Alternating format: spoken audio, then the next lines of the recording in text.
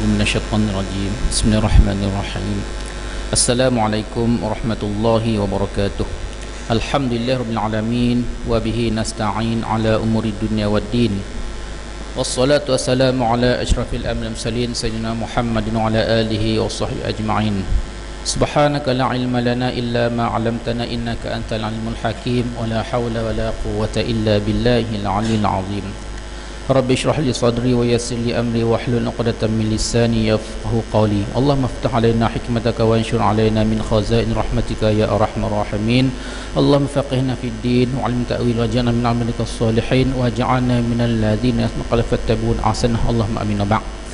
Alhamdulillah, pertama sekali malah terlebih dahulu bersama-sama kita rafakkan syukur kepada Allah Subhanahu Wa Taala kerana dipanjangkan umur, diberikan nikmat kesihatan yang baik, memungkinkan kita bersama lagi pada hari ini hidup di hari Jumaat, hari Sayyidul Ayyam.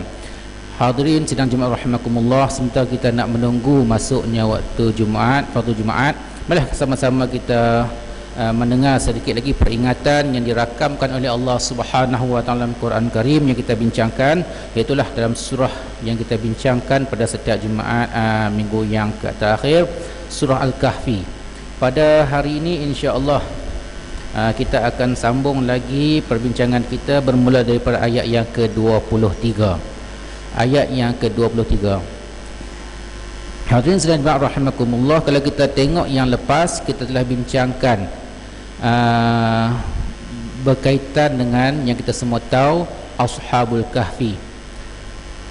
Bagaimana yang kita semua tahu, yang dimaklumkan, digesakan kepada kita oleh junjungan besar Nabi Muhammad SAW supaya kita membaca surah Al-Kahfi pada setiap hari Jumaat. Sunnahnya tadi ini membaca surah Al-Kahfi supaya yang Nabi sebut selamat kita daripada fitnah yang lebih besar, selamat daripada fitnah Dajjal. Dalam waktu yang kita tengok yang sini, kita telah bincangkan yang lepas bagaimana Ashabul Kahfi yang kita bincangkan lepas. Ini ujian dan fitnah pertama yang kita kena faham, ujian di sudut akidah. Dalam surah Kahfi paling kurang 4 ujian yang Allah nak ceritakan kepada kita. Sebab itulah kita diminta sunnah dari ini membaca surah Kahfi pada Jumaat ataupun malamnya. Dalam waktu yang sama, jangan kita membida'ahkan orang yang membaca surah Yasin. Ni tak, dah bida'ah kamu ni baca tak. Kan, Yasin pun boleh baca, tambah dengan Kahfi. Jangan duk bida'ahkan orang, kan, dia Yasin pun tak baca, Kahfi pun tak baca, lagi teruk pada orang yang baca surah Yasin. Okey. Maka yang pertama ini yang kita tahu, yang pertama yang Allah ceritakan kepada kita, ujian dalam bentuk akidah. Itu yang pertama. Sebab itulah bagaimana Ashabul Kahfi, 7 orang ini diuji di sudut akidah mereka, lari mereka daripada pembesar yang zalim demi untuk nak menyelamatkan akidah. Ini yang paling utama sekali yang Allah ceritakan dalam surah Kahfi kepada kita, supaya kita kena tahu ujian yang berat sekarang ini pun sedang melanda kita. Umat Islam mengaku Islam, tetapi bila diajak kepada Islam, ada yang terima, ada yang tolak mentah-mentah, ada yang berlapik. Bila diajak kepada Islam, sami'na wa ata'na, kami dengar dan kami patuh, alhamdulillah. Hak yang golongan kedua tak boleh ni, walaupun mengaku Islam tetapi tolak mentah-mentah. Yang kedua. Dan yang ketiga, dia berlapik. Kita bukannya tak nak kepada Islam, kita bukan tak nak kepada hukum hakam Islam, kita bukan tak nak kepada yang Islam ni, tetapi dia berlapik. Sebab tu pertama kita kena faham, ini ujian akidah yang Allah nak bagi tahu kepada kita, seperti mana yang menimpa Ashabul Kahfi. Maka ayat 23 tadi ni dah habis kita bincangkan bagaimana Allah sambung lagi. Allah nak ceritakan bagaimana petunjuk Nabi Muhammad SAW kepada umat dia tadi ni, dan juga berkaitan dengan khabar yang dikehendaki oleh Allah Subhanahu Wa Taala. Mana dia yang ayat 23 ni, wala taqulanna li syai'in inni fa'ilun dzalika ghada. Bagaimana kata Allah, dan janganlah engkau berkata-kata mengenai sesuatu yang hendak dikerjakan bahawa aku akan lakukannya demikian itu kemudian nanti. Bagaimana Allah ceritakan melalui kejadian yang menimpa Nabi Muhammad SAW ini supaya menjadi panduan kepada umat kita tadi ini. Maka kata Allah Subhanahu wa ta'ala, wahai Rasul, janganlah kamu kata sesuatu yang kamu azam nak buat itu tadi pada masa yang akan datang, kecuali kamu kaitkan perbuatan kamu tadi dengan keizinan daripada Allah Subhanahu wa ta'ala. Itu Allah nak beritahu. Nak beritahu macam mana kita makhluk ni hanya boleh merancang. Kita makhluk merancang. Sebab tu kalau kita boleh faham betul-betul, kita makhluk hanya merancang, kita makhluk hanya berusaha, maka kalau kita apa yang kita rancang ni tak jadi, kita akan sabar dan kita akan redha. Sebab apa? Sebab kita tahu semuanya tadi ini adalah berkait rapat dengan kehendak Allah Subhanahu wa ta'ala. Kita nak buat sesuatu kerja, kan? Maka ada orang yang sombong. Sebab itulah saya pernah dengar sekali waktu saya di Mesir dahulu, bagaimana general dia, lebih kurang macam itulah pangkat dia, general tentera dia tadi. Waktu itu kerajaan Hosni Mubarak, dalam satu temu ramah ada general dia, ada ulama Azhar di sebelah. Okey, bila diceritakan mengenai kemerdekaan, kejayaan Mesir, maka general tadi dengan sombong angkuhnya jawab, ini kemenangan ini adalah dengan sebab kekuatan kita, kekuatan ketenteraan kita. Sombongnya, tak masuk langsung dengan kehendak dan keizinan Allah dan pertolongan daripada Allah.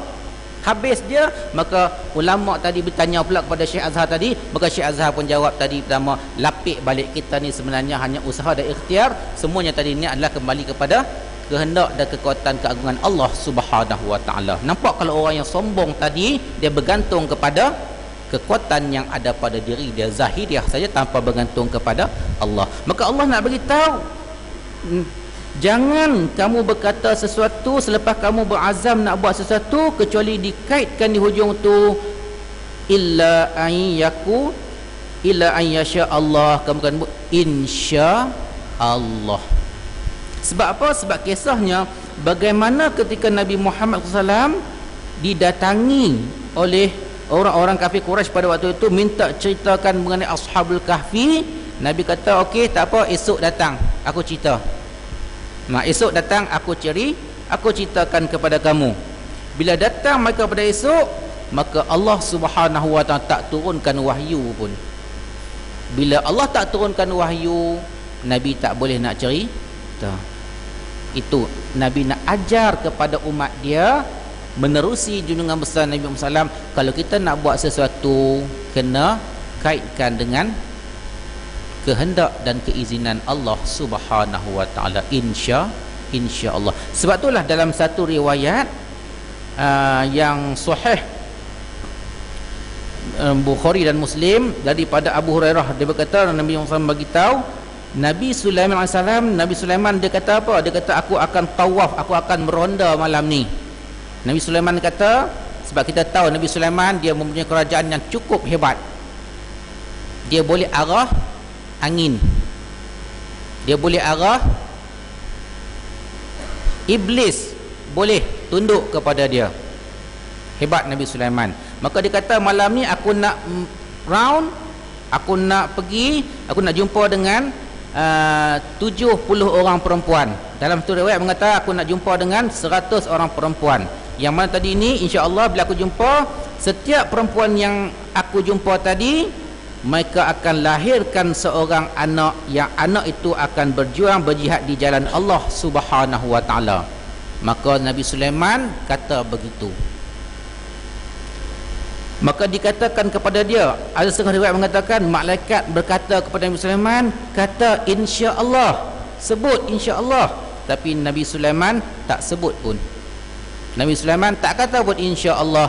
Maka Nabi Sulaiman pun pergi meraun malam tu, berjumpa dengan perempuan-perempuan tadi ni. Maka selepas itu tak lama, tidak seorang pun daripada perempuan itu yang mengandung dan melahirkan anak kecuali seorang. Di antara 70 atau 100 yang Nabi SAW jumpa tadi ni, hanya satu orang perempuan sahaja yang melahirkan anak, itu pun kada nisfu insan, separuh sahaja manusia. Macam mana? Wallahu alam.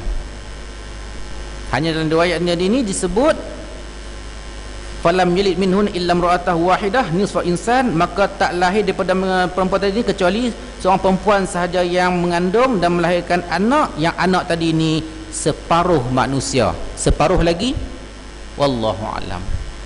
Nampak tak? Kadang-kadang kita, Allah nak ajar kepada kita, jangan kita sombong. Ada orang yang sombong, mungkin dia pangkat besar kan, buat mesyuarat apa semua tadi ni, tekan dia punya staff, buat rasa dengan kehebatan dan reputasinya, tetapi tidak ada di sana insya-Allah. Mungkin jadi benda tu, tetapi tidak ada keberkatan daripada Allah. Sebab itulah Allah nak ajar kepada kita, kalau kita buat sesuatu, kita kena sebut di hujung insya-Allah, nak tunjuk bahawasanya kita makhluk yang lemah. Dan satu tadi ni, kita bila sesuatu tadi terjadi seperti mana bukan kehendak kita, kita rancang elok dah tetapi tak jadi, maka bila kita kata insya-Allah, orang yang faham kalimah insya-Allah, izin Allah Subhanahu wa taala, bila yang dirancang tak jadi, maka dia akan redha, dia akan sabar, dan dia akan berlapang dada. Sebab itulah kita tengok orang-orang yang berlapang dada, ulama-ulama mereka berlapang dada.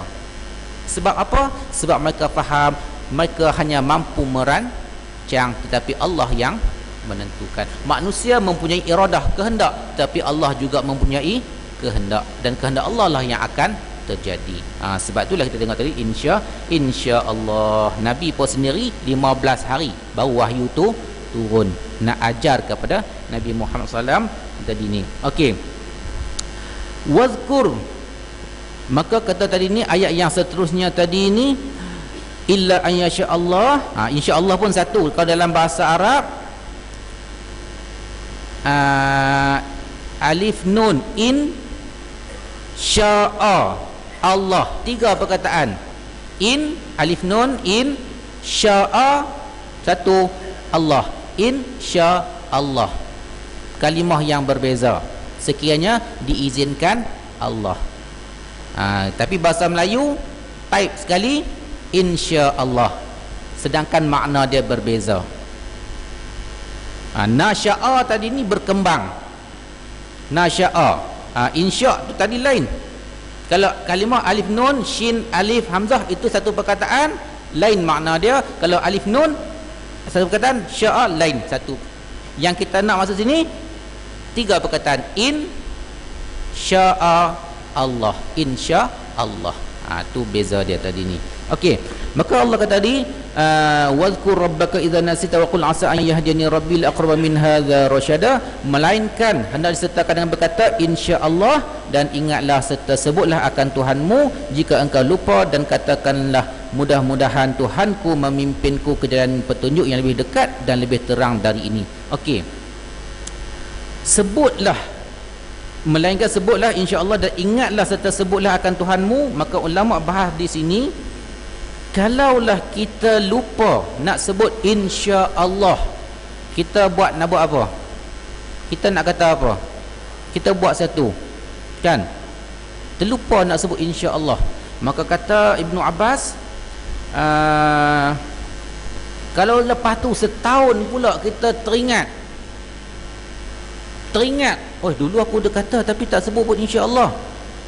Kata Ibn Abbas, sebut waktu itu. Walaupun dah lepas setahun, dah lepas bertahun, baru teringat balik, maka sebut insya-Allah, tidak ada masalah, selagi mana benda tu bukan benda yang berdosa. Sebab apa? Bila sebut insya-Allah, dapat pahala sunnahnya tadi. Walaupun benda tu dah berlaku dah, kita rancang, benda tu dah berlaku dah, tapi waktu kita rancang nak buat tu tadi ni, kita tak sebut pun insya-Allah. Lepas tu insya-Allah Melayu kita ni lain sikit, kan?